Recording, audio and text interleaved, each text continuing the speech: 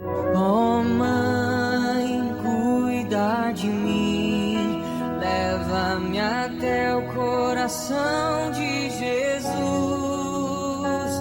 Oh, mãe, cuida de mim, leva-me até o coração de Jesus. Sermos unidos em nome do Pai, do Filho e do Espírito Santo. Amém. Muito bem. Então, meus irmãos, vamos iniciar a nossa reflexão dessa manhã. No mês agora de maio, acho que foi a festa de Pentecostes, né? Então o padre Joãozinho teve ali no louvor que aconteceu lá no Sítio Novo, né? E quem esteve lá ouviu as suas pregações, e de uma delas, uma frase assim realmente me tocou muito o coração, e eu acho que é muito importante para nós também hoje. Então eu queria retomar e trazer para que a gente pudesse refletir. Ele dizia assim, falando do ambiente que foi preparado, que foi organizado pelas pessoas e tal, né? E todo mundo achava normal aquilo tudo. Mas uma frase ele falou importante, ele disse assim, o costume mata o êxtase. Não sei se quem esteve lá lembra dessa frase. O costume mata o êxtase. Então isso é um perigo que todos nós corremos. Nós somos... todos aqui são ministros de Eucaristia? Todos, né? Então o que nós portamos? O que nós temos em nossa mão quando nós vamos servir na Santa Missa ou quando nós vamos visitar um doente? Nós temos o maior tesouro da igreja. Que é quem? Jesus. E de que forma Jesus está ali? Presente, vivo em corpo, sangue, alma e divindade. Jesus está completo na Eucaristia, plenamente completo. Só que pode acontecer de nós sermos ministros 6 meses, 1 ano, 1 ano e meio, 2 anos, 3 anos, 4 anos, 5 anos.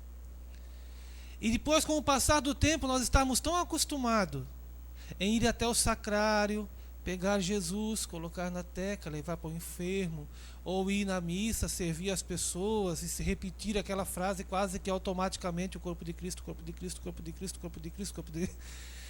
Que a gente se acostuma e perde o êxtase, como dizia o padre Joãozinho. Perde a noção daquilo que nós temos em nossas mãos, que não é qualquer coisa, que é a presença sacramental de um Deus que não é faz de conta, de um Deus que não é representação, mas de um Deus que é vivo e verdadeiro. Então nós temos que nos preparar e para evitarmos o costume. Quantas vezes pode acontecer que eu e você, cada um de nós, tenhamos nos acostumado com Jesus? Eu lembro quando, lá em Joinville, quando nós fomos receber o Santíssimo em nossa casa, o primeiro sacráriozinho que nós temos ainda guardado, nós ganhamos do padre Aloísio, que já é falecido aqui, agora está entrando em processo de beatificação. O padre Aloísio, ele nos presenteou com o primeiro sacrário. Nós fomos falar para ele que nós tínhamos o desejo, estávamos pedindo para o bispo e tal. Então ele foi lá, mandou as irmãzinhas trazerem um sacráriozinho de madeirinha. Foi nosso primeiro sacrário da casa. Ele, quando entregou para nós o sacrário, ele falou assim: cuidado para vocês nunca se acostumarem com Jesus. Nunca se acostumem com ele. E aquilo ficou gravado em nós, porque senão Jesus pode passar a ser um objeto decorativo, né? Uma decoração na casa. Temos Jesus lá, né? Tal como quem tem um quadro, como quem tem qualquer outra coisa. Mas não. Jesus é o centro de tudo. E vocês, ministros de Eucaristia, carregam nas suas mãos este tesouro. Quando vocês vão chegando na casa de alguém, imagina que você nunca chega sozinho. Você chega com Jesus e com você chega o céu, que vai ser presença na vida daquela pessoa para quem você está levando a Eucaristia, conhecido ou não. Aquelas pessoas que estão na Santa Missa ou na celebração, que talvez muitos aqui eu sei que celebram culto, né? Então, aquela celebração que você preside, aquela Eucaristia que você dá para a pessoa, é Jesus Cristo vivo. Nunca se engane. E eu quero frisar bem isso aqui, porque não é nenhum, nem dois, nem três testemunhos que a gente escuta, testemunhas avessas, né? De pessoas que vão para outras igrejas e lá na outra igreja que não tem Eucaristia, o que é que eles dizem? Encontrei Jesus. Né? E no entanto estava com Jesus nas suas mãos, né? Mas o que faltou para essa pessoa? A experiência. Ou ela se acostumou. O costume mata o êxtase, o costume mata o amor, o costume mata a devoção, o costume esfria a nossa fé. Que Deus nos livre de nos acostumarmos com Ele. Então olha para quem está do seu lado, o seu irmão de ministério, e fala: nunca te acostuma com Jesus. Nunca.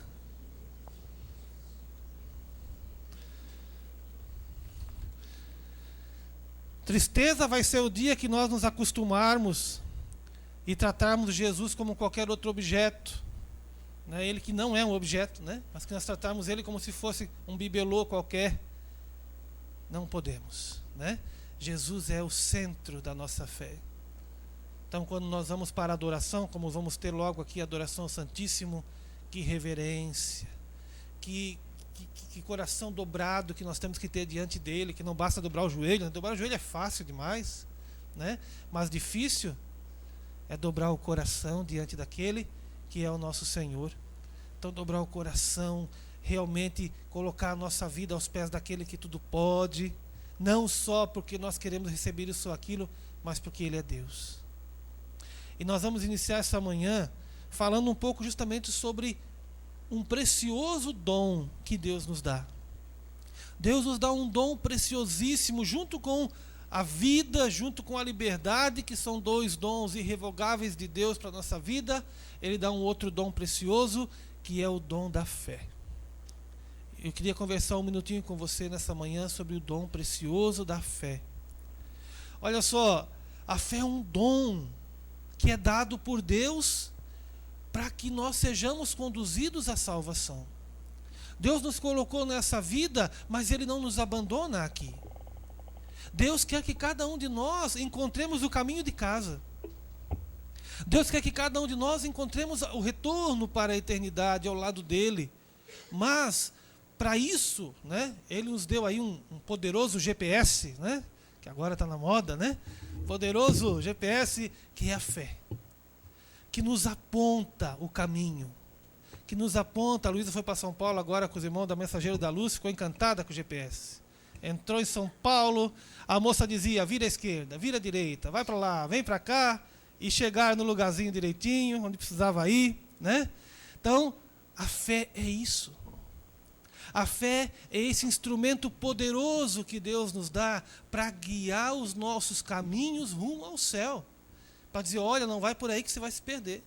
Volta e pega este caminho. Aqui é o caminho da eternidade. Aqui é o caminho da salvação. E se você se perde, ele fala lá, a fé diz, né, vamos refazer a rota. Converte, volta para Deus. Dá para voltar. Então, a fé que o Senhor nos dá, que é um dom, ela é esse condutor, esse GPS aí, né? Vamos fazer a imagem do GPS para nós gravar bem, né? Aquilo que ela nos leva até Deus. Como um dom, ele precisa ser desenvolvido, né? Muitos aqui hoje, que eu já falei, celebram a palavra, fazem cultos, presidem as celebrações, não é? Mas traz na sua lembrança, como é que foi a primeira vez que você foi celebrar uma celebração, fazer um culto? Como é que foi? Foi tranquilo? Como é hoje assim, você chegou lá, bom dia, povo de Deus, e fala e reza. Foi simples assim? Como é que foi? Dá um frio no estômago, né? Tá chegando 8 horas da manhã e começa a dar aquele frio, assim, daquela coisa. E sabe o que é o mais difícil, gente, para fazer uma celebração? É que além de você ter que falar, você fala para todo mundo conhecida. Todo mundo te conhece. Tudo que convive contigo na comunidade, não é assim? Que está lá contigo, que faz parte das pastorais, de repente você vai lá, sobe lá no presbitério e tem que presidir um culto.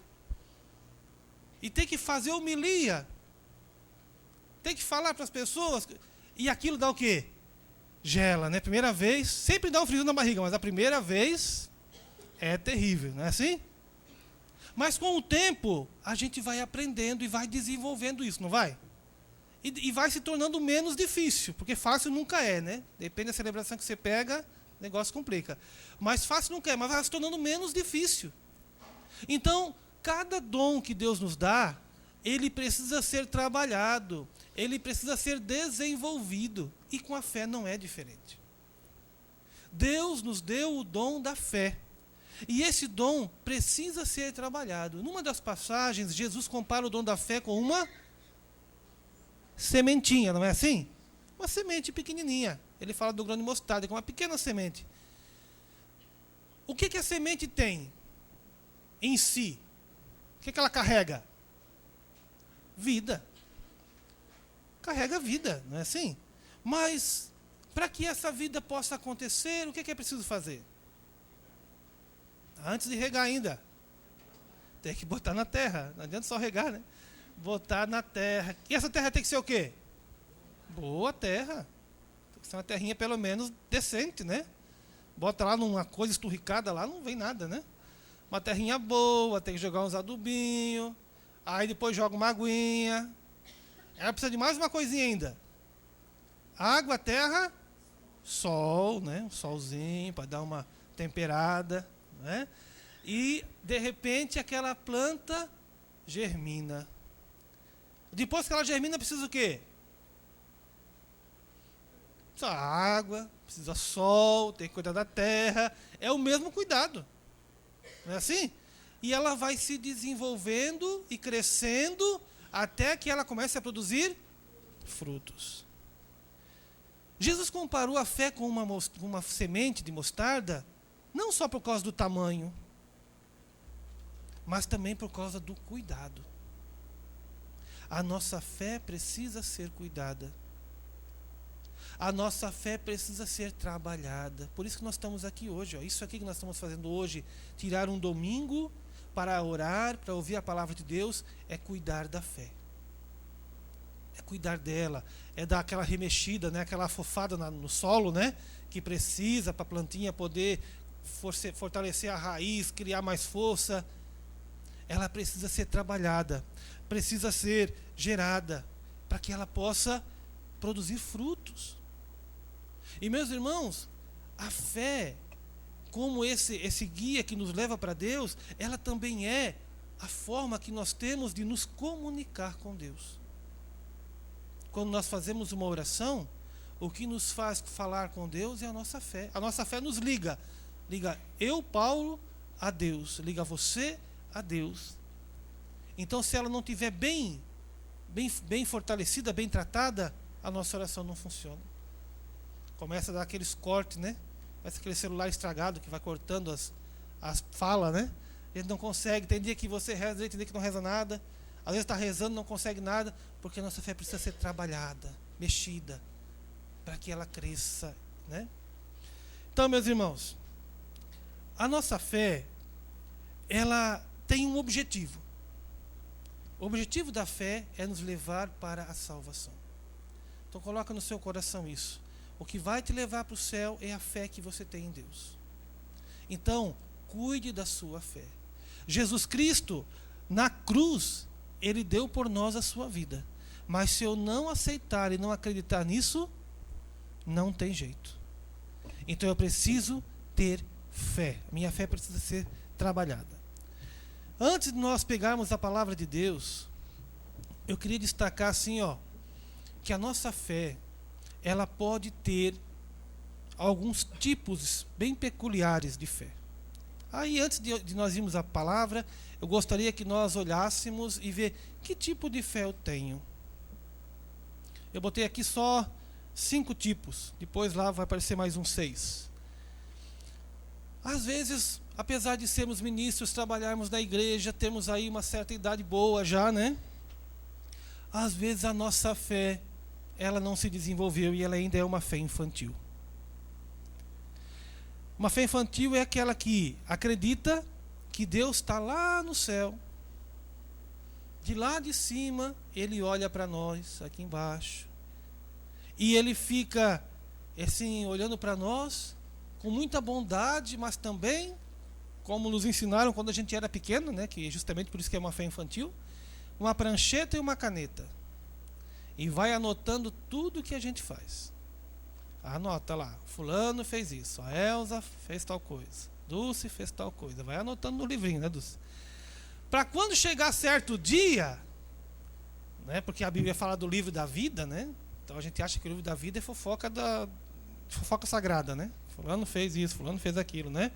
Então, Deus pega o livro da vida, coloca e diz assim: vamos lá, Alessandra, vamos repassar aqui até o livro da vida e dá-lhe em nós. Só cobrando o que fizemos errado. Deus é assim? Deus, ele fica lá no céu, distante, longe, apenas caneteando o que a gente faz? Não, mas tem muita gente que acha que Deus é assim. Uma fé infantil, uma fé que não cresceu, que não desenvolveu. Nós também podemos ter uma fé interesseira, né? Uma fé interesseira. Eu faço tudo que está na igreja, estou em tudo quanto é pastoral, com o objetivo de agradar a Deus para receber coisa dele. Ele me abençoar. Como tem uns que dizem, eu pago o dízimo, então Deus tem que me abençoar, né? Eu pago o dízimo, Deus tem que me dar, né? Esses tempos aqui, chegou um senhor conversar comigo, aqui em Jaraguá, e ele disse assim: pois é, eu estou um pouco desanimado, porque faz um ano já que eu estou pagando o dízimo, certinho, 10%. Porque alguém me disse que se eu pagasse o dízimo, eu ia ter tudo que eu quisesse. Aí eu queria ter um carro zero. Faz um ano já, não consigo meu carro zero. Eu falei: então, meu filho, tu faz o seguinte, faz um consórcio. Que uma hora tu vai ser sorteado, né? Porque dízimo não é para ganhar carro zero. Dízimo não é para a gente ter casa nova. Dízimo, isso é verdade, viu? E eu falei justamente para a pessoa isso. Faz um consórcio.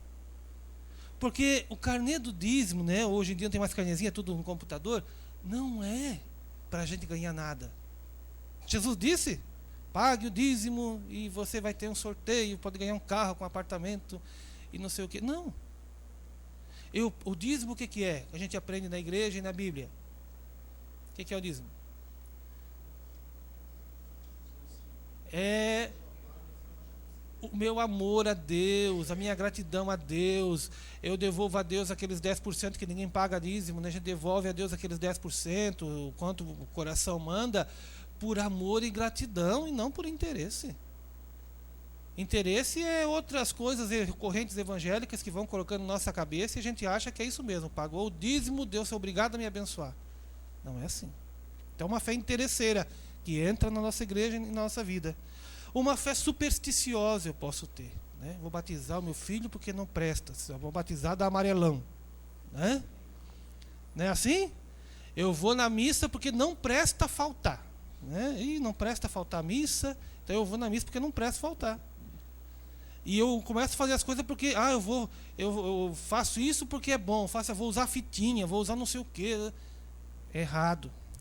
Começo a usar os sinais sagrados como amuleto. Penduro o terço no retrovisor do meu carro, mas nunca rezei um terço, mas o terço está lá pendurado. Penduradinho, mas não rezo.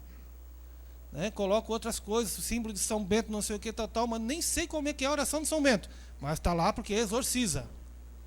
Né? Nunca rezei, nem sei nem quem é o São Bento, mas eu carrego porque disseram que o capeta corre. Não. As coisas de Deus não são amuleto. Não é amuleto. Você quer ter a proteção de São Bento? Vá conhecer a vida de São Bento, vai rezar para São Bento a oração de São Bento. Cruz sagrada seja a minha luz, tal. Porque senão, o capeta não foge de nada dessas coisas. A única coisa que faz o demônio fugir é uma pessoa de fé. Uma pessoa de fé, o capeta foge. Agora, se eu uso um crucifixo só porque não presta, não sei o quê, porque não serve de nada. Agora, se eu tenho fé naquilo que está representando, se eu acredito, então a minha fé é verdadeira. Então eu posso usar um sinal sagrado, uma imagem sagrada, posso usar um terço, posso usar uma medalha de São Bento, posso usar uma medalhinha de Nossa Senhora, né? Porque daí aquilo vai fazer sentido para a minha fé, mas nunca como amuleto, porque senão a coisa complica. Aí, se eu for usar como amuleto, que diferença tem eu pendurar um crucifixo e pendurar uma figa aqui? Tudo é amuleto. Que diferença tem eu andar na minha bolsa com uma medalha de São Bento e um pé de coelho, coitado do coelho, né? Que já perde o pezinho. Que diferença tem? Não tem diferença nenhuma. Agora, se eu acredito no poder das coisas sagradas, se a minha fé está realmente voltada, centralizada em Cristo e também voltada para aquilo que eu acredito de fato, então as coisas fazem sentido. Aí você pode usar. Você pode ter o seu terço pendurado no seu carrinho, ali no retrovisor, porque você é uma pessoa de um coração mariano, você reza o terço todos os dias, e ali está então a lembrança de quando você estiver rezando, andando, da presença de Deus no seu carro. Louvado seja Deus perfeito. Se não, não adianta. Não serve para nada. Então eu posso ter uma fé aí meio supersticiosa, né? Então, ali. Eu posso ter uma fé também estéril. Estéril é aquilo que não gera vida. Por quê? Eu acredito em Deus apenas com a minha cabeça. Mas aquilo em que eu digo acreditar não interfere na minha vida. Eu digo que eu acredito em Jesus Cristo. Mas tudo o que ele ensina para mim só serve para eu escutar na missa aos domingos. A minha vida não muda de acordo com aquilo que Deus ensina. Não há conversão, não há mudança. Eu estou aí 5, 10, 15 anos trabalhando na igreja, sendo ministro da Eucaristia, e o meu tratamento, a minha família é a mesma coisa. Eu sou rude, eu sou grosseiro, eu brigo, eu bato, eu xingo, mas quando eu chego na igreja, eu só canto, louvo e bato palma e rezo.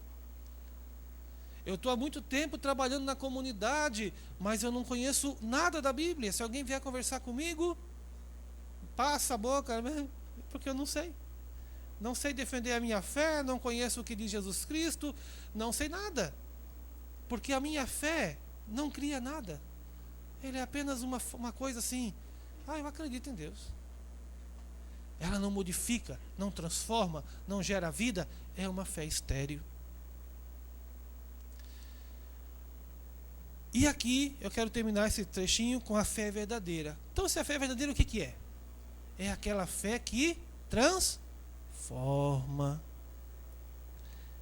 Você lembra quando Jesus passou, um texto lá da Bíblia, ele diz que Jesus estava passando por um lugar, aí tinha um baixinho chamado Zaqueu, e ele queria ver Jesus. Mas ele era baixinho e tinha um monte de gente. O que ele faz? Sobe na árvorezinha, que não é pequena, uma árvore bem grande, e de lá de cima ele quer ver Jesus. Jesus passa por ali, percebe o caboclinho lá em cima e diz aí: ô Zaqueu, desce, porque eu vou entrar na tua casa. Entrar na casa significa entrar na vida da pessoa. Quando Jesus entra na vida de Zaqueu, o que ele diz depois? Você lembra da passagem? Jesus diz isso, mas o que o Zaqueu diz? Senhor, o que ele fala? Eu estou entrando na minha casa agora, se eu tiver roubado alguém, eu vou devolver até 4 vezes o que tiver roubado para as pessoas e tal. E Jesus olha para aquele homem que se converte, que quer mudar de vida, que vai devolver até o que tinha roubado, porque roubou bastante, que era cobrador de imposto. Naquele tempo eles passavam a mão mesmo. Ainda hoje, imagina um político, se o Zaqueu fosse um desses do mensalão, né? Imagina, tá jogando mensalão, tá um Zaqueuzinho lá. Vou devolver 4 vezes, olha que ia sobrar dinheiro, né? Devolver 4 vezes mais do que eu roubei. É isso que ele fez. Ia acabar, né? Muita coisa se resolvesse o dinheiro ainda não fosse para outro bolso, né? A questão é, quando Jesus entrou na vida do Zaqueu, ele teve uma mudança, uma conversão. A fé dele foi renovada e ele conseguiu colocar em prática o ensinamento de Jesus. Agora eu pergunto para você, como é que está assim a questão da prática? Você tem colocado em prática na sua vida o ensinamento de Jesus? Você tem colocado em prática? Você conhece o Evangelho? Você lê a palavra de Deus? Para nós podermos aqui trazer, né? Vamos abrir a Bíblia então. Efésios no capítulo 4.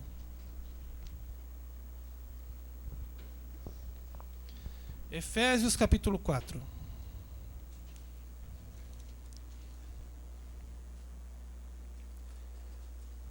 Efésios 4, versículo 23. 23 e 24. Efésios 4, versículos 23 e 24. Tem dois textos que são importantes para nós nessa manhã. Efésios capítulo 4, versículos 23 e 24. Diz assim, acompanha comigo na sua Bíblia. Esse texto específico, ele está bastante diferente da tradução da Ave Maria. Vocês vão perceber que é bem mais fácil entender por aqui do que por aí. Mas lê comigo lá, eu vou ler aqui na CNBB, tá? Você lê na Ave Maria. Precisais renovar-vos pela transformação espiritual de vossa mente e vestir-vos do homem novo criado à imagem de Deus, na verdade, na justiça e na santidade. Fica mais fácil de entender, né?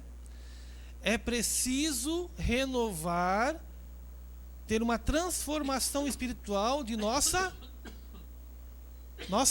mente, né? Da nossa mente. A gente fala assim, ó, a gente fala muito o termo da mentalidade. Qual é a mentalidade do mundo? Não existe esse termo assim? A mentalidade daquela pessoa, a mentalidade. O que é mentalidade? Que a gente usa tanto esse termo.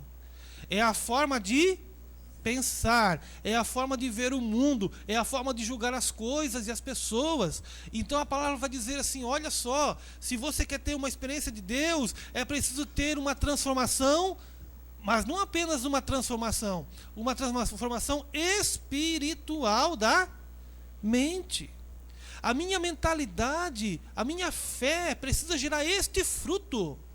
A minha fé precisa transformar a minha mentalidade, o meu jeito de ver o mundo, o meu jeito de ver as coisas, o meu jeito de olhar para a igreja. Se eu olho para a igreja apenas com uma mentalidade humana, eu vou fazer um monte de crítica, eu vou só vou ver problemas ali dentro, porque eu olho para a igreja como quem olha para um clube, como quem olha para uma entidade, para uma instituição qualquer. E eu vejo, olha, tem problema aqui, tem problema ali, temos que resolver isso aqui está errado. E eu perco o principal da igreja, que é evangelizar, que é levar as pessoas a ter uma experiência com Jesus. Eu posso ter esse problema, aquele problema, mas o importante é que as pessoas da nossa comunidade se encontrem com Jesus. Então eu preciso ter uma mentalidade nova ao olhar para a igreja. Ver que a igreja é o lugar de evangelização, ver que a igreja é o lugar da missão, ver que se lá na minha comunidade XYZ o dízimo não está como nós queríamos, mas a igreja está cheia, as pessoas estão se convertendo, valeu, é isso. Você entende? O mais importante é um encontro com Deus. Então assim, ó, a minha fé precisa gerar em nós uma transformação da nossa mentalidade. Uma transformação daquilo que eu olho para o mundo, eu olho para as pessoas, e tem que gerar uma transformação aqui dentro. A misericórdia, a compaixão, a gente sempre fala que isso tudo é uma coisa do coração, mas a gente sabe que o coração é apenas um simbolismo, é apenas uma figura, mas as transformações se dão mesmo aonde? Aqui dentro. É aqui que eu julgo as pessoas, não é aqui. Não é assim? Uma vez faz muito tempo, eu vi um homem falar que ele tinha, não sei se foi na TV, não sei onde foi, que ele tinha problema de coração, tinha que fazer transplante, ele não queria, porque ele amava muito a esposa dele, tinha medo de trocar de amor dele, né?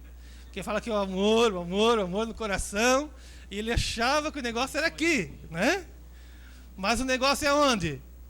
É na cabeça. O coração é uma figura metafórica, né? Mas o negócio é aqui. Gente, a nossa cabeça precisa ser transformada. E quem vai transformar a nossa mentalidade, quem é? É Deus, através do Espírito Santo, pela força da palavra. Eu preciso conhecer a palavra, eu preciso saber o que Jesus ensina, eu preciso ter experiência com o Espírito Santo, eu preciso, para que a coisa possa mudar a minha vida. Senão vai passar 5, 10, 15, 20, 30 anos e eu vou ser o mesmo toco seco que não muda. Não muda. Eu vou me tornar aquela pessoa ranzinza, aquela pessoa fechada, porque eu não mudei, porque eu não permiti que a graça de Deus, né, transformasse a minha vida. Transformação da mentalidade. Precisa transformar. Eu preciso olhar para a igreja, sim, com um olhar crítico, mas ele não pode jamais tirar a essência da coisa, que é o quê? Evangelizar. Você, como ministro da Eucaristia, você tem na mão a chance de evangelizar muito, quando você vai com o Santíssimo Sacramento, para chegar na casa das pessoas, você reúne lá a famíliazinha para rezar pelo enfermo, aproveita e evangeliza a família. Faz um momentinho, conversa, fala da palavra de Deus, é o seu momento com Jesus, a graça acontece. É aquele momento, vamos evangelizar. Vamos chegar com Jesus, vamos levar a experiência de Deus para quem precisa. Não vamos olhar apenas com um olhar crítico humano, mas vamos deixar a nossa mentalidade assim ser transformada. A Bíblia vai dizer, né, lá em Tiago, que a fé sem obras é morta. Qual é a principal obra da fé? Qual é a principal obra da fé? A principal obra da fé é a conversão do coração. É a primeira obra. Não adianta, gente, eu abrir creche, eu fazer um monte de coisa, trabalho social, fazer ali recuperação de drogados, criar instituto disso, instituto daquilo, mas se o meu coração não se converteu, é tudo trabalho perdido. Primeira coisa que tem que acontecer em nós, a conversão do coração. Primeira obra da fé. E olha que essa é difícil. Se diz que o maior milagre que pode acontecer não é uma pessoa, um paralítico ser levantado da cadeira de roda. Não é ressuscitar um morto, mas o mais difícil é converter um coração. Nós às vezes queremos ver milagres, mas o maior milagre é você ver uma pessoa se converter. Uma pessoa que não queria saber de Deus, uma pessoa que negava a Deus, uma pessoa que era fechada, que criticava, de repente ela tem uma experiência profunda de Deus, se transforma e volta para Deus, se torna um poderoso instrumento na mão de Deus. Isso não é um milagre? É milagre. E olha o quanto essa pessoa vai poder fazer por outros, e quanta multiplicação de milagres vão acontecer, porque quantos outros vão se converter? Mas só que eu preciso permitir que eu mesmo, primeiro, a obra da fé realize primeiro em mim uma conversão verdadeira e frutuosa. Primeiro em mim. E não vamos nos enganar, meus queridos, porque eu sou ministro há 5, 10, 50 anos, que eu não preciso me converter. Precisamos me converter. Porque assim como eu corro o risco de me acostumar com a Eucaristia, eu corro o risco, porque a gente se acomoda a tantas coisas, eu corro o risco de me acostumar com o pecado. O pecado pode entrar na minha vida, e eu me acostumo com o tristinho, e ele já não me incomoda mais. Quer ver só? Pega a palavra de Deus ali em Mateus 7. Mateus capítulo 7, versículo 21.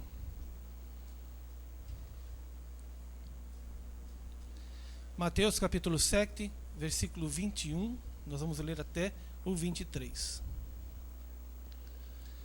Texto conhecido de todos nós. Mateus 7, 21 a 23 vai dizer assim: Jesus dizendo: nem todo aquele que me diz Senhor, Senhor, entrará no reino dos céus, mas só aquele que põe em prática a vontade do meu Pai que está nos céus. Naquele dia, muitos vão me dizer: Senhor, Senhor, não foi em teu nome que profetizamos? Não foi em teu nome que expulsamos demônios? E não foi em teu nome que fizemos muitos milagres?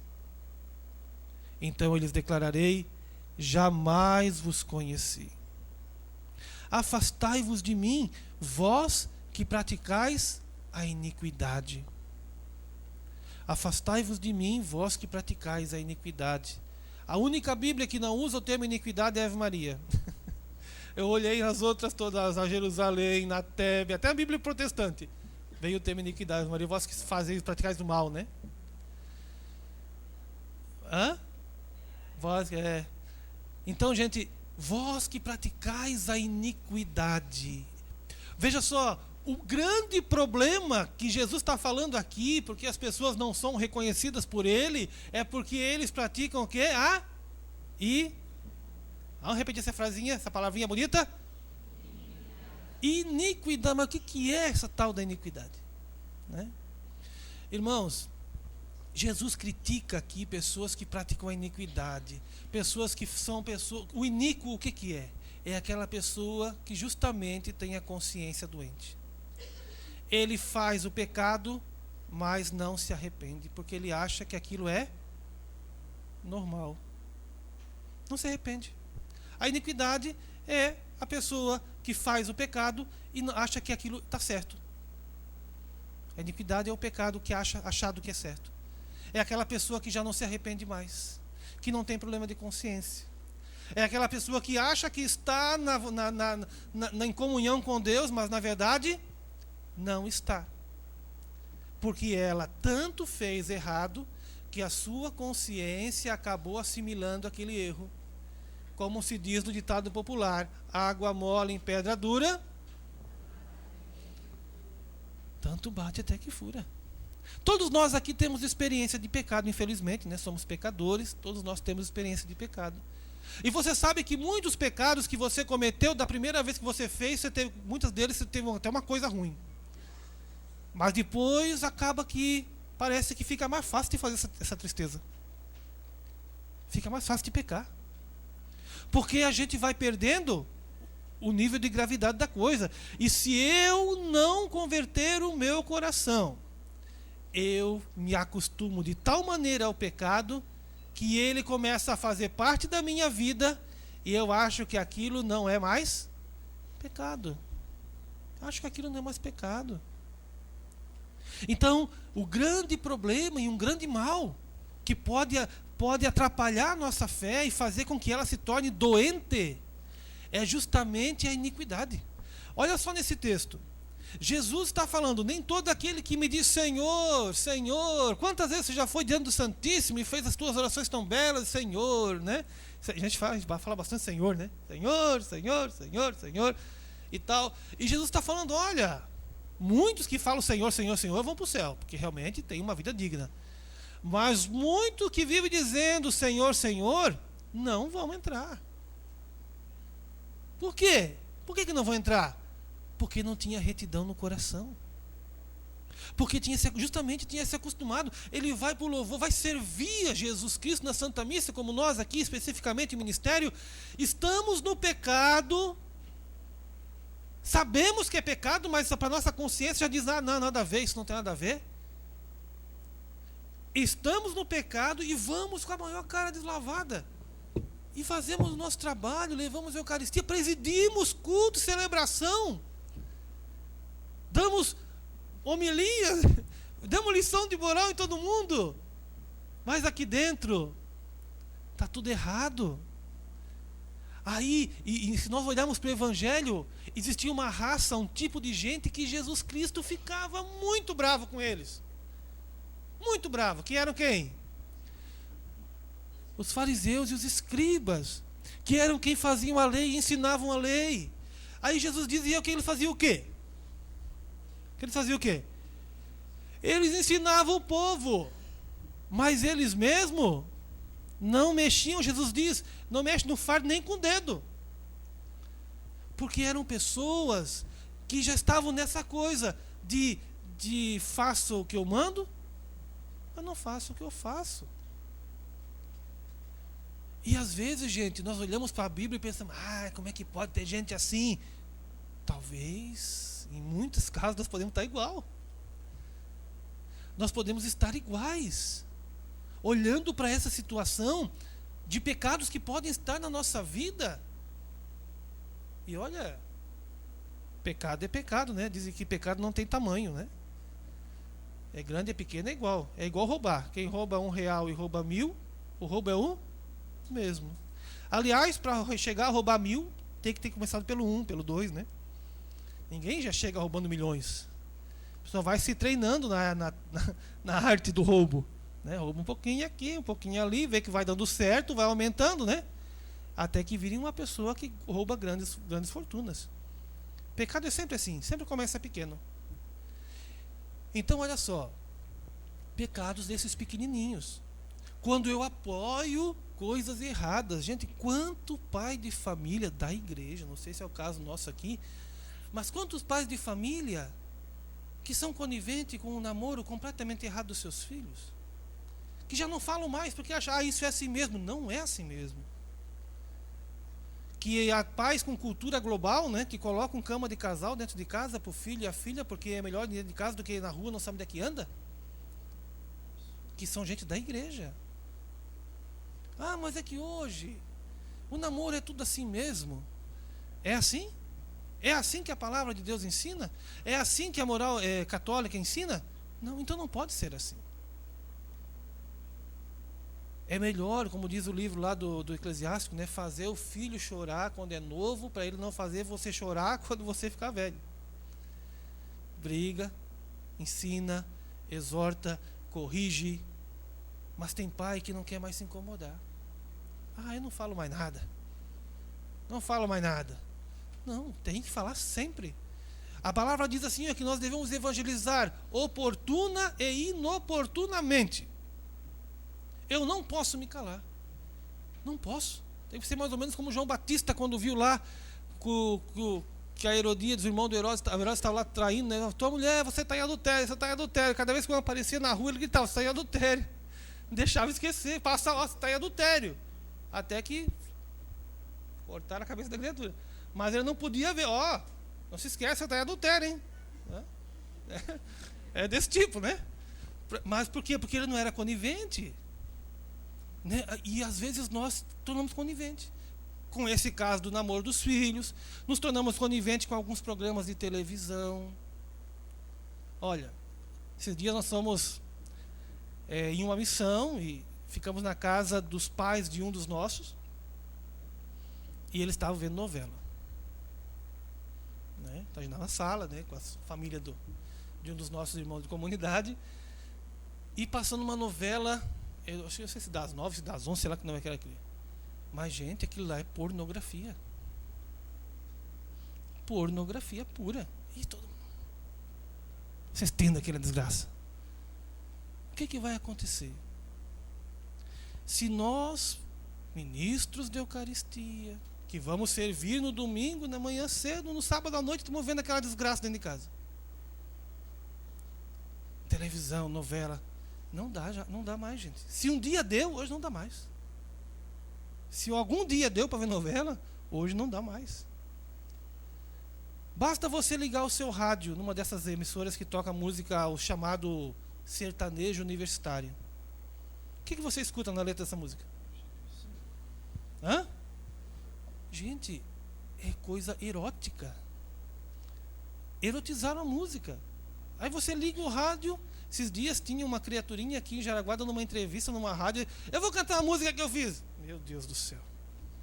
Aquilo ali devia passar 3 horas da manhã a música dele que ele fez. Não vou nem repetir as músicas e palavras que tem. Realmente, o cara só no violãozinho, eu vou cantar. Eu falei, Jesus Cristo, o que é isso? E canta.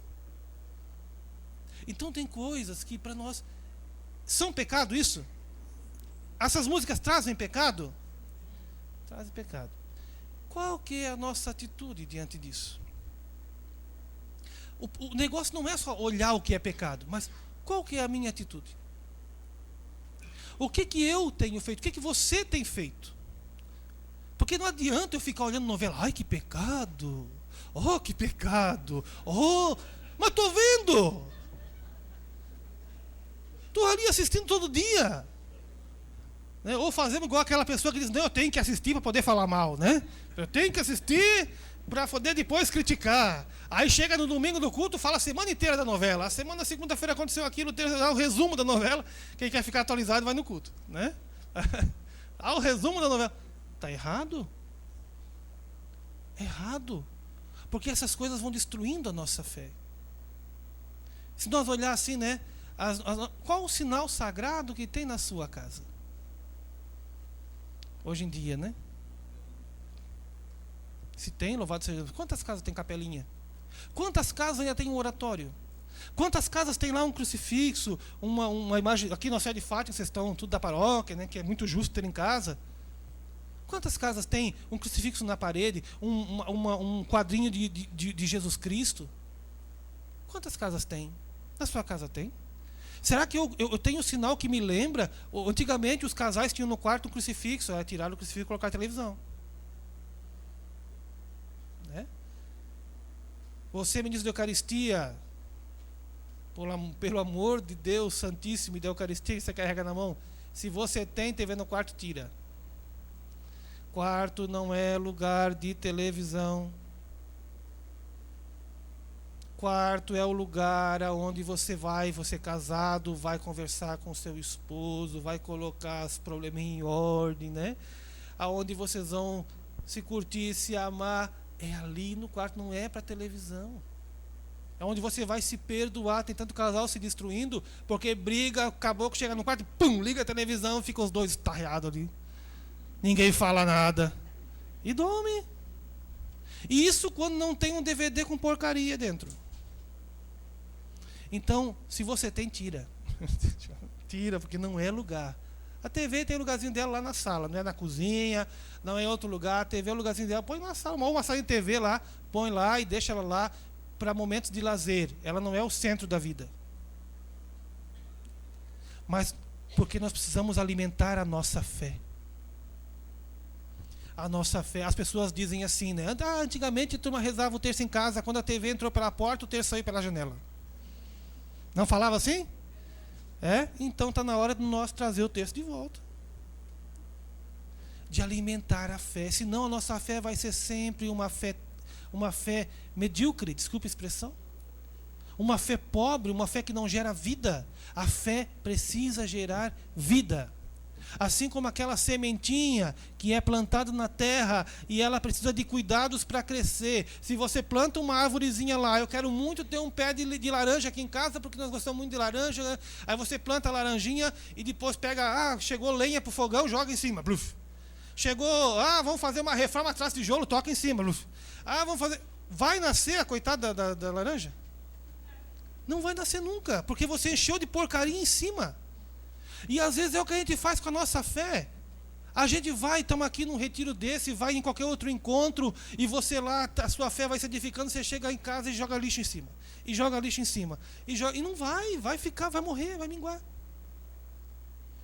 A nossa fé tem que ser cuidada, tem que gerar transformação. Gente, conversão não é coisa de evangélico. Conversão é coisa de quem quer ser de Deus. Já dizia aqui para os nossos irmãos de comunidade, em outros momentos, né, o que é converter-se. Um dia eu estava em casa refletindo sobre conversão. O que é converter-se? Sempre se diz assim, converter é mudar de vida. Converter é mudar de vida. E um dia rezando, Deus me ensinou a converter não é só mudar de vida. Porque tem tanta gente que muda de vida e não vem para a igreja. Né? Tá lá, então não foi para tal lugar, mudou de vida, a pessoa agora está beleza, mas nunca pisa o pé na igreja. Então converter não é só mudar de vida. Porque eu posso, falava aqui para os irmãos do terceiro ano do ano passado, eu posso ser uma pessoa ligada ao vício da bebida, do álcool. E eu quero mudar de vida. Aí eu procuro a AA, o BB, o CC, qualquer coisa aí. E vou lá e consigo, com o apoio dos irmãos, das pessoas que mudo de vida. Mas quando eu continuo, mudei de vida, mas eu continuo jogando. Se eu trair a minha esposa, eu posso continuar traindo, mas eu mudei de vida porque eu parei de beber. Entendeu? Quando eu quero mudar de vida, eu mudo uma coisa só às vezes. Mudar de vida, às vezes uma coisa só na minha vida. Agora, conversão é mais do que isso. Conversão, a minha reflexão daquele dia dizia assim, que conversão é deixar Deus mudar a nossa vida. Porque daí a mudança vai ser total. Eu não vou mudar só um aspecto dela. Eu quero parar de beber e tal. eu quero parar de fofocar. Então, não. A conversão, se é Deus que muda a minha vida, então Deus vai pegar a minha vida no total e vai mudar a minha vida completamente. Então, a fé, ela precisa gerar isto em nós. Permitir que Deus mude a nossa vida. E deixa eu falar assim, se você quer ser o ministro da Eucaristia, se você não buscar a conversão, você vai ser sempre, desculpe dizer, um ministro medíocre. Você vai sempre fazer o trabalho pela metade. Sabe quando você fala assim? Antigamente dizia muito assim, né? Vamos fazer isso aqui, mas é para a igreja, tá bom assim. Isso aqui é para a igreja. Não era assim que falava? Mas é para a igreja, tá bom. Vai para a igreja. É o que a gente faz, né? Então, tudo pela metade, tudo mal acabado, mal feito, mas é assim mesmo. Vamos fazer assim, vamos fazer de qualquer jeito, porque... Não. A minha conversão não pode ser feita de qualquer jeito. Ela tem que ser feita da melhor maneira possível, porque ela é o passaporte que você está confeccionando para a sua eternidade. Se não for bem feitinho, você não entra. E não adianta se chegar a reclamar, como está aqui na palavra: mas Senhor, eu estava todo domingo na matriz distribuindo Eucaristia, eu ia visitar os enfermos, mas nunca te vi. Mas de onde você veio? Mas eu estava lá. Não conheço, porque você tinha uma vida dupla. Você era uma coisa aqui, era outra ali. E para Deus isso não serve. Não serve. Então que nós possamos hoje olhar para a nossa vida. Olhar para a nossa conduta.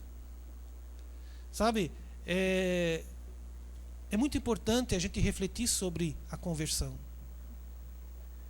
A tradição da igreja sempre incentiva aos fiéis a contemplarem o crucifixo, a olharem para a cruz, a perceberem ali o grande sacrifício de Jesus.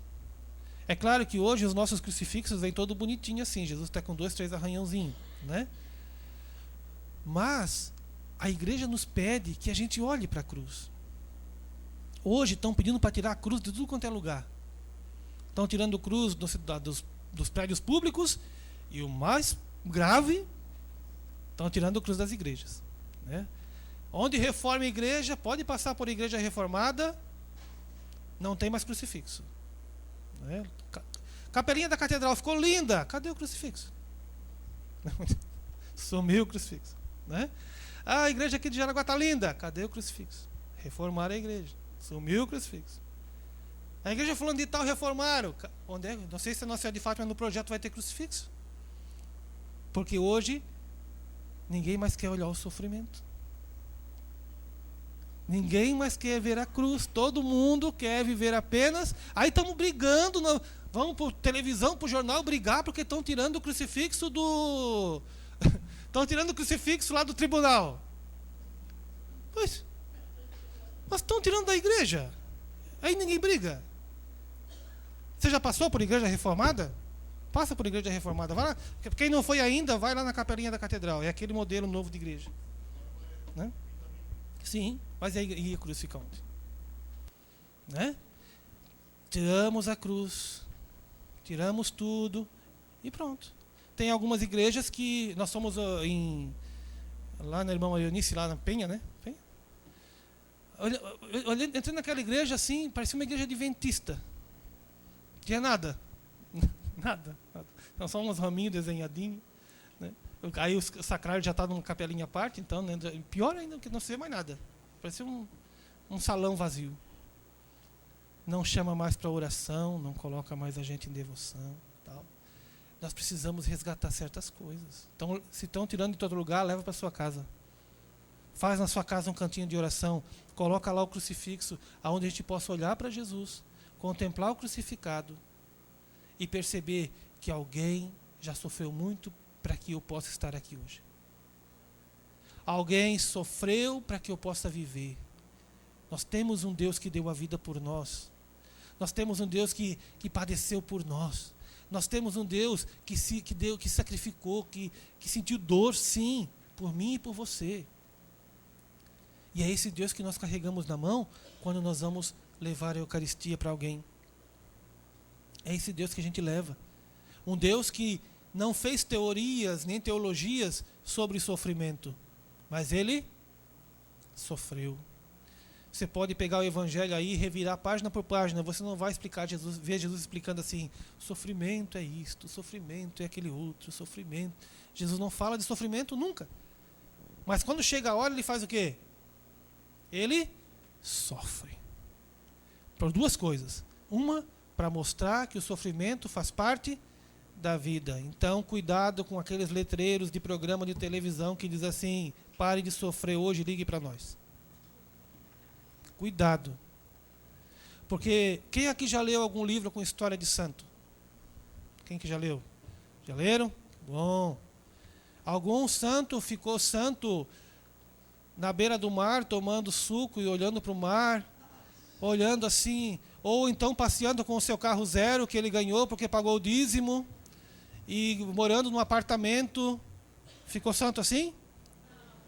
Como é que chegou à santidade? Sofrendo. O maior sofrimento primeiro é converter-se, porque a gente tem que se desapegar de um monte de tralha que a gente gosta, né?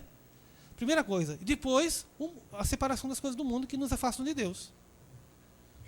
Então, quando diz assim, ó, Liara, para de sofrer e vem para cá. Nós estamos dizendo assim, Liara, desista de ser santo. Vem para cá.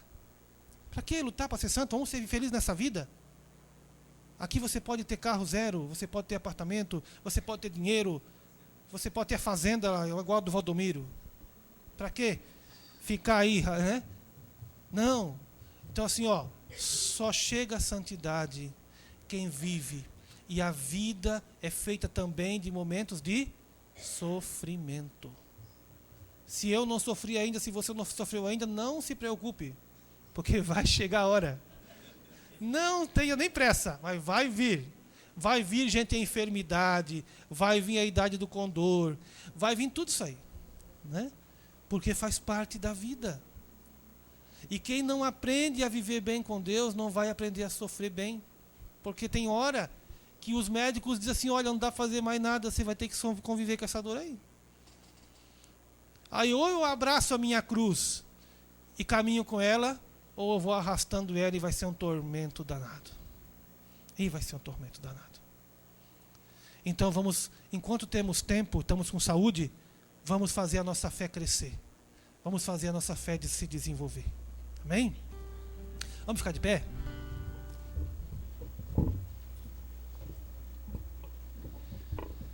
E nós vamos pedir a Deus que aumente a nossa fé. Que faça em nós uma obra, né, uma obra verdadeira.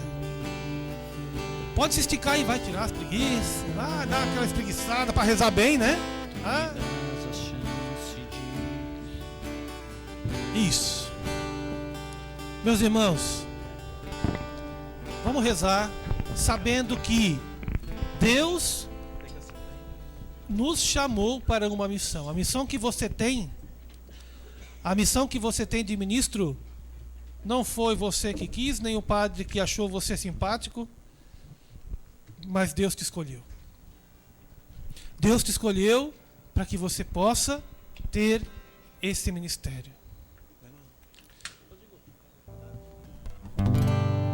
Vamos cantar uma jaculatória que a gente usa muito na igreja, né? Meu Senhor, eu creio, mas... Nós vamos cantar essa canção e eu gostaria de pedir uma coisa para você. Que você, se quiser, né, possa fechar os seus olhos e se entrega. Não importa assim, ó, se você está ou não acostumado a rezar desse jeito, daquele jeito. Não importa, faz do seu jeito. Nós vamos fazer aqui, você faz do seu jeito. Mas o importante é que agora, não importa de que jeito, você se encontre com Deus. Amém? E nós vamos cantar essa canção, o Rodrigo vai nos ajudar. E vamos pedir a Deus que aumente a nossa fé e nos dê uma fé viva, que transmita vida para nós. Feche os teus olhos, cantemos. Meu Senhor e meu Deus. Canta, meu Senhor e meu Deus. Meu Senhor Senhor e meu Deus. Mais uma vez, meu Senhor e meu Deus. Meu Senhor e meu Deus. Eu creio. Mas aumenta a minha fé. Mas aumenta a minha fé. De novo. Meu Senhor e meu Deus. Meu Senhor e meu Deus.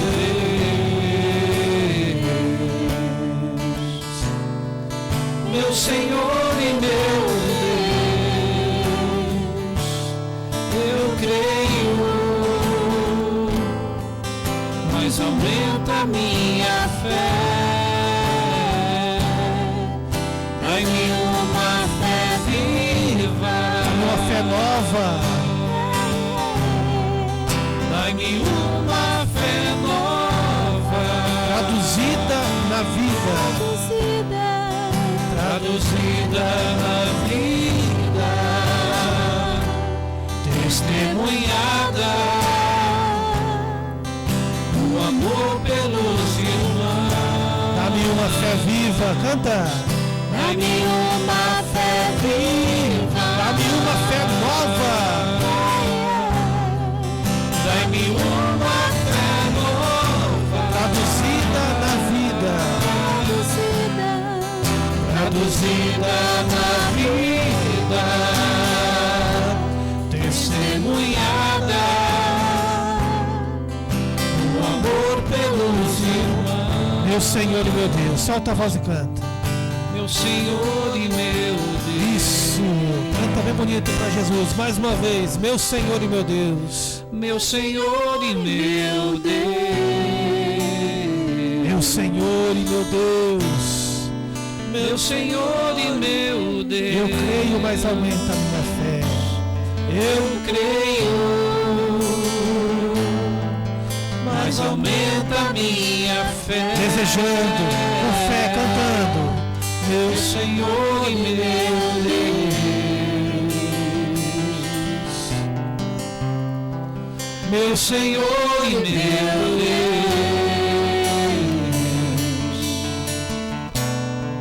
Meu Senhor e meu Deus.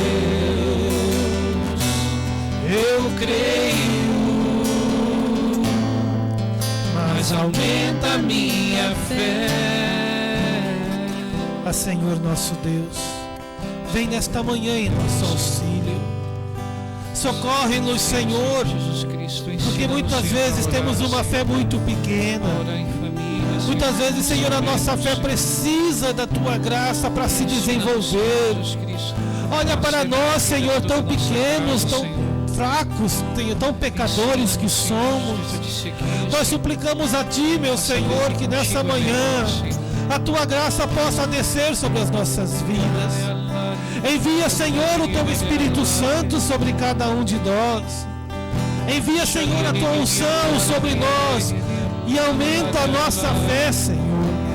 Dá-nos a graça de ter uma fé nova, uma fé viva, uma fé transformadora, uma fé que gere de fato vida nos nossos corações. Nós te clamamos nesta manhã, Senhor Jesus Cristo, sopra sobre nós como sopraste sobre os apóstolos. Sopra sobre nós e abre a nossa mente para o entendimento das Sagradas Escrituras.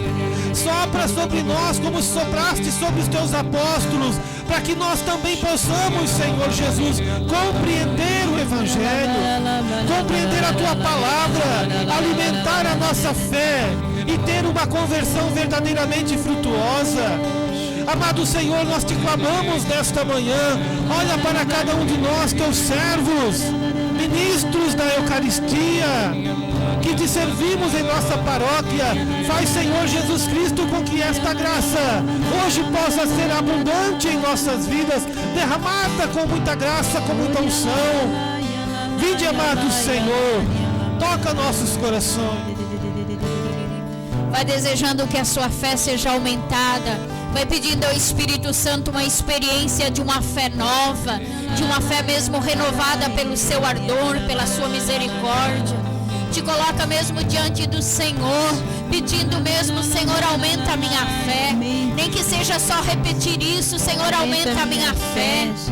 Dá-me a graça de uma fé firme, Senhor, renovada pelo poder e pela unção do Teu Espírito, pela Tua graça, pela Tua misericórdia.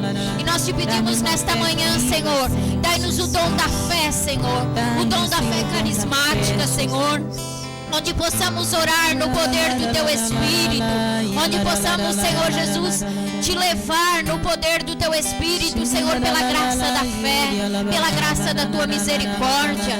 Vai desejando uma fé nova, vai desejando que o Senhor aumente a sua fé, que o Senhor renove no seu coração a fé, o desejo mesmo de caminhar com o Senhor, o desejo da conversão, o desejo da mudança de vida. É preciso mesmo que a nossa fé seja renovada, até mesmo para suportar os tempos, para suportar tudo aquilo que temos, até mesmo já vivenciado, vivido, o que podemos viver. Senhor, nós te pedimos, eleva os teus braços e vai pedindo uma fé renovada, uma fé fortalecida pelo Senhor, pela ação do Espírito. Vai rezando mesmo como você sabe, vai dizendo: Senhor, aumenta a minha fé, Senhor, aumenta a minha fé como ministra, Senhor, da palavra, da Eucaristia, ministro dos doentes. Senhor, aumenta a minha fé, aumenta a minha fé, Senhor, para que eu tenha zelo a esse ministério, Senhor, para que eu tenha amor a esse ministério, Senhor.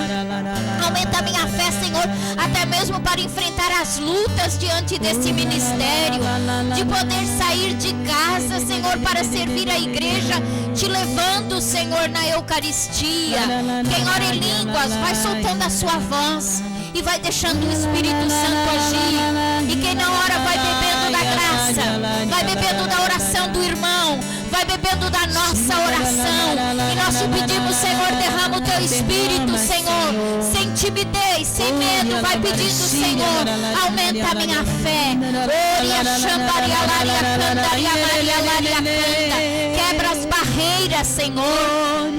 Quebra tudo aquilo que impede de termos uma fé firme, autêntica, Senhor.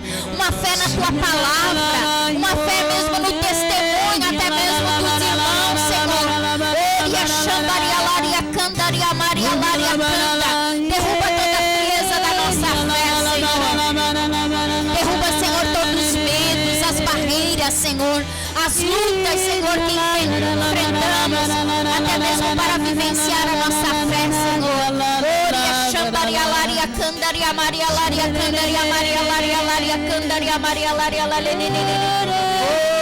Dai-nos a graça, Senhor, a experiência de uma fé firme, de uma fé nova, de uma fé mesmo renovada pela Tua unção.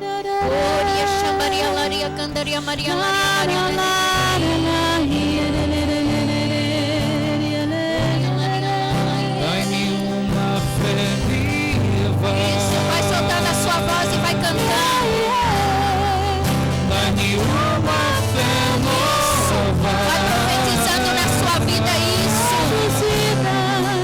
Traduzida na vida, testemunhada, o amor pelos irmãos,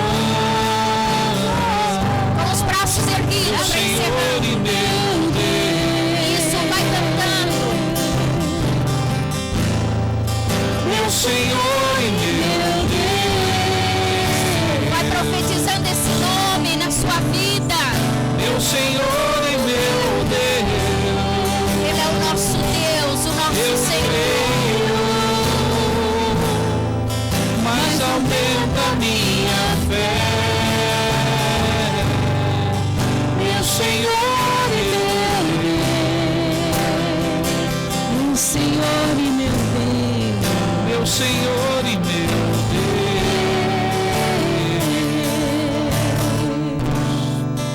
meu Senhor e meu Deus, eu creio, eu creio, mas aumenta minha fé. mas aumenta minha fé.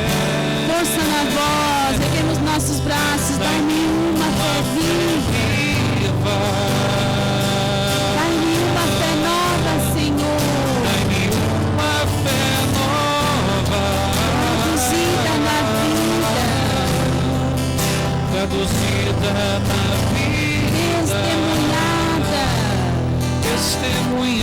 do amor pelos irmãos. O amor pelos irmãos. Mais uma vez, força na voz. Dai-me uma fé viva. Dai-me uma fé nova. Traduzida na vida. Testemunhada. O amor pelos irmãos. Diante desse refrão da música, me vinha assim, quando Tomé até mesmo estava lá com os apóstolos e Tomé disse para os irmãos para que ele acreditasse que Jesus estava até mesmo aparecendo, que eles tinham momentos com Jesus ali presente, né? Era preciso que ele tocasse nas chagas de Jesus. O que me vinha ao coração é isso. Quantas vezes também nós vamos diante da Eucaristia, né, assim, sem acreditar, né? Tomé teve a graça de ver Jesus e dizer: meu Senhor e meu Deus. Será se nós repetimos isso? Porque receber Jesus a cada domingo, a cada dia que você tem a graça de receber, é receber Jesus mesmo, o homem Deus, aquele que se fez homem, que era Deus, se fez homem, que veio para alimentar a nossa vida. E Jesus não só veio para alimentar a nossa fé assim, de êxtase, né, de estar lá, não, mas a nossa fé de homens e mulheres fracos, que muitas vezes nós fraquejamos. Aquele momento Tomé olhou para Jesus e disse: meu Senhor e meu Deus. Será se nós olhamos para Jesus na Eucaristia e às vezes repetimos até mesmo, né, isso com devoção, ou até às vezes porque alguém repete, eu acabo repetindo, mas vamos fazer essa profissão de fé, com fé mesmo agora, para que cele nesse momento agora a nossa fé, que ela seja aumentada. Até quero pedir para os meninos cantar e vamos repetir. Aprendi com a senhora lá da paróquia. Quando a gente repete 3 vezes, né, com o senhor, desculpa. Quando a gente repete o nome 3 vezes, a gente não esquece o nome da pessoa. Se é de Cláudia, não vou esquecer o nome da Cláudia. E para mim eu aprendi. Então assim, vamos cantar esse refrão para que fique no nosso coração, que a nossa fé, a partir desse momento, seja mesmo aumentada por Deus, e a nossa disposição de reverenciar a Deus mais pela Eucaristia, né, no ministério que fazemos. Então cantamos, coloca a mão no seu coração, isso, fecha os olhos e faz com fé. Meu Senhor e meu Deus. Vai soltando a sua voz e vai cantando. Meu Senhor e meu Deus.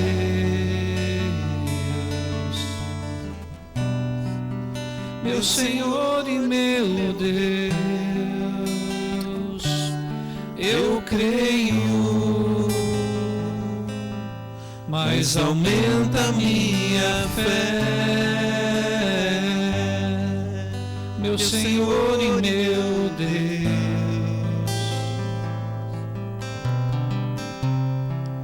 Meu Senhor e meu Deus.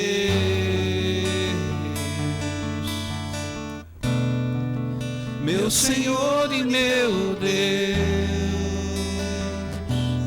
Eu creio, mas aumenta a minha fé. Meu Senhor e meu Deus.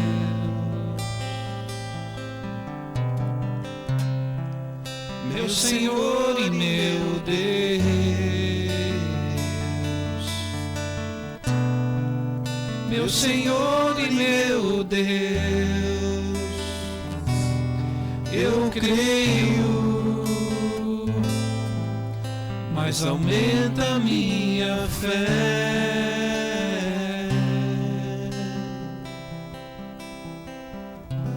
Isso, diga obrigado, Senhor. Obrigado, Senhor, por este momento. E pode ir sentando, dizendo obrigado.